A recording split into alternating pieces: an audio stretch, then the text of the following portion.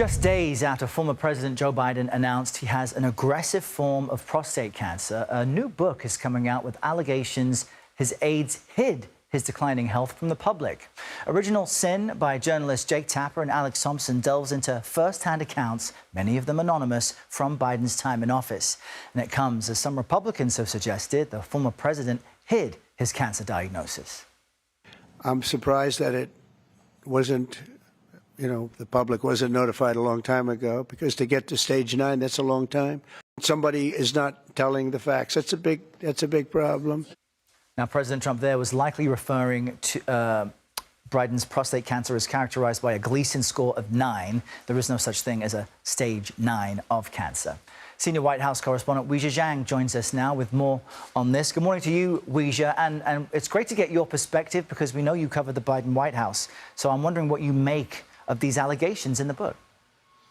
Well, I think the book seeks to answer the question about who knew what and when did they know it with regard to the president's mental and physical conditions. And obviously, it's deeply sourced, as you mentioned. It relies on people close to the former president who were willing to speak to these two authors of the book.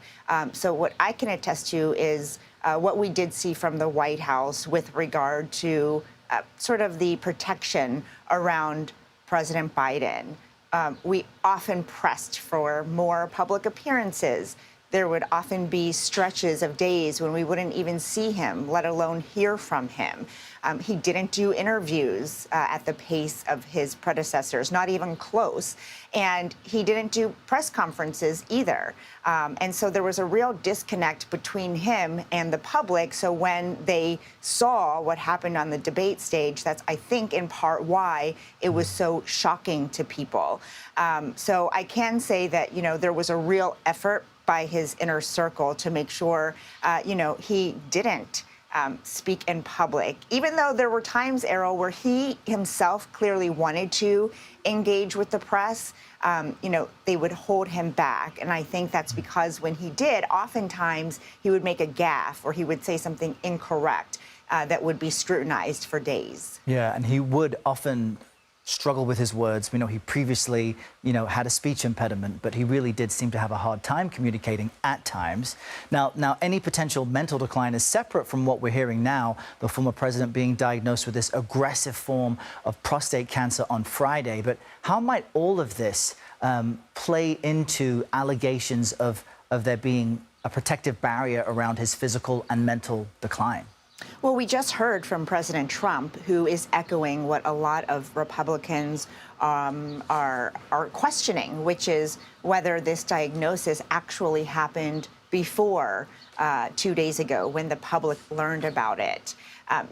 There are already accusations that this cancer was, at its late stages, that it had developed, that people knew about it, that he was concealing it from the public.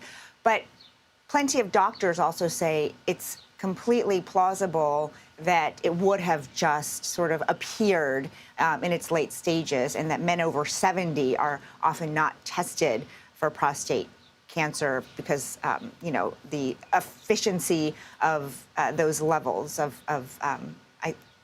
I'm not a doctor, but what they use to determine whether there is the disease there. But certainly this does beg more questions, and it puts him on the defensive again, which is somewhere he did not want to be. Yeah, and we've seen that he's, in essence, ducked out of public view before recently since leaving the White House. Weija Jiang, great to get your perspective. Thanks for joining us.